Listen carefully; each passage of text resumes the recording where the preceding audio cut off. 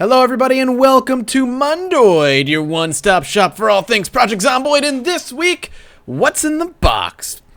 Actually a really exciting Mondoid. Well, yeah, exciting. I would call it exciting. Maybe not everybody would call it exciting, but I would call it exciting. So, what's in the box? Well, if the title doesn't declare, if you don't get it from the title, there's a mystery box. Where did this mystery box come from? A viewer on the forums who said, hey guys, if you want to know what's in this mystery box, you should post an update about NPCs. And because the Indie Stone is funny and hilarious and cool as hell, they took him up on his offer, which I think he expected. So we got an update on NPCs.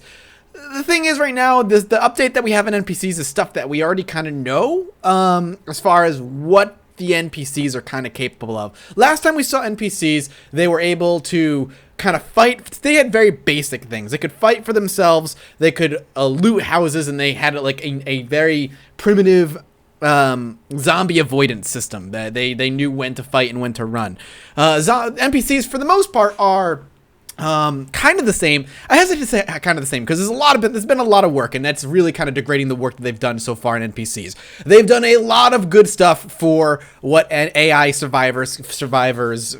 AI NPC survivors can do. They can now, instead of just doing those basic things, they can now loot for food, barricade, stockpile water, hang sheets as curtains, change dirty bandages, sew deep wounds, and all the stuff that is needed to keep them alive. They're currently coding specific looting targets based on items the characters want, say going specifically to Cortman Medical for medical gear. So hey, they'll actually say, we need medical gear, we know where this building is, we're gonna go there, which is awesome. But the one thing they're not really capable of is their combat. Their combat's kind of bad. And the reason for that is, and the reason it's still like that, is because combat is being completely reworked. As we all know, it's being rewritten with the new animations, etc., etc., etc. And there's no point in really building the combat ability of the NPCs right now, when in the nearer future, combat itself is going to be changed. So they're going to wait until NPCs, or rather the new combat is put in before they add combat to the NPCs AI. They're also looking and doing a bunch of other things in the meantime. Where's the point where I was looking for? And that will be released before NPCs, almost certainly. Wait, what is this? NP combat will be need rewriting once that goes in. So they're talking about combat will be released before NPCs get it. At the moment, what they're working on is group interactions. Group interactions use an entirely different system built based on inspiration from Crusader Kings 2, which I have said and iterated over and over and over again. Using an XML-driven event system of chains, which, again, doesn't mean shit to me because I don't code, to describe story beats and kind of mini-plots that will be stitched together. Currently, they're writing an event chain for when a group walks towards an NPC safe house. What happens if a patrolling guard spots you? What happens if a guard at a window sees you? What happens if you get spotted while trying to jimmy a window on the safe house? What happens if you're spotted inside the safe house?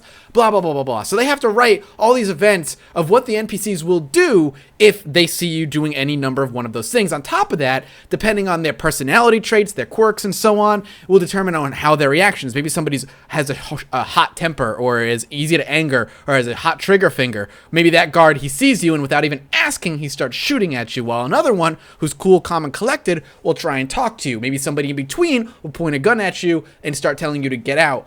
All kinds of different things can happen. That's going to be, honestly, the bulk of what NPCs are going to be needed to be to make this game infinitely replayable, even though it already kind of is. But when it comes to NPCs, again, NPCs, crowning jewel of this game, I really do believe so. So that's what they're working on right now, since they can't really work on combat. Each of these events will lead to their own consequences, which are also branching events based on the personalities of the people, just like I said. From a standoff with shotguns to begging for help to deal with raiders, there will be all manner of outcomes based on numerous factors. The whole idea is to build a whole metric ton of different branching possibilities for single events so that they can play out in dramatically different ways. We're going to have all these little storylets, in quotes, that branch in numerous ways, and when pieced together, we hope they'll make for a Walking Dead story-like experience that's different each time. So every time you encounter NPCs, it'll be a little bit different. Now, of course, as we play, and we play a lot of the game when NPCs are out, you'll be able to figure out how certain things will go down if you run into a very particular type of NPC. It's very Crusader Kings in that way, I think. But it should be so different and dramatic that to get to that point will require an incredible amount of playing. So I'm excited. That's really the crux of what's this Mondoid's all about, in my opinion. Anytime there's NPC stuff, I rip that shit open and I look at it for what it really is, and then I hype myself up for NPCs even more, even though I shouldn't. And if you're excited about that kind of thing, come over here to projectzomboid.com. Check out the blog yourself. There's actually a screenshot of how the branching decision system is working in the game as it stands.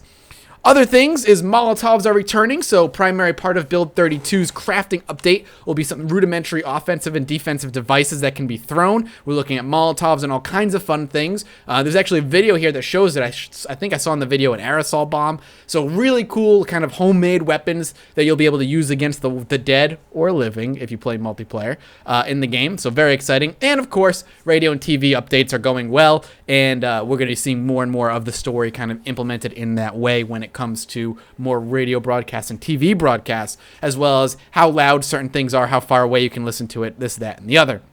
Again, all very exciting stuff. But that kind of wraps up this Mondoid. Really, what I was excited for, and I kind of went at it really quickly, was the NPC update. I always suggest coming to projectzomboid.com to read it for yourself. You can tear it apart yourself, look at the pictures, watch the videos, all that good stuff. I'm just here for your quick update. I hope you guys are excited. I hope you enjoyed it. If you did, and you are a once a weeker, well, I guess I'll see you next week. If you're a regular, I'll see you later today. And as always, I will see all of you next time. Bye-bye.